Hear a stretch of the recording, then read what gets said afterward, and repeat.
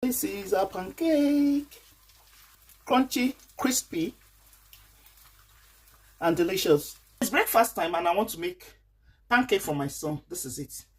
So this is the pancake. It's already mixed. So you just add water and shake.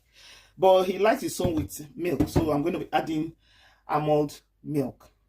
So it's just also simple. I'll just mix some warm water. Yes. Warm water. I will add milk to it.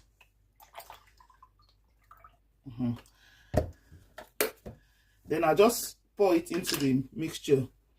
To get this is the line. That's where they say we should add it. So you just add and you just shake. That's all. Oh, I'm there.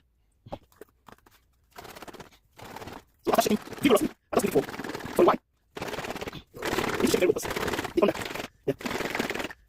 So that's it.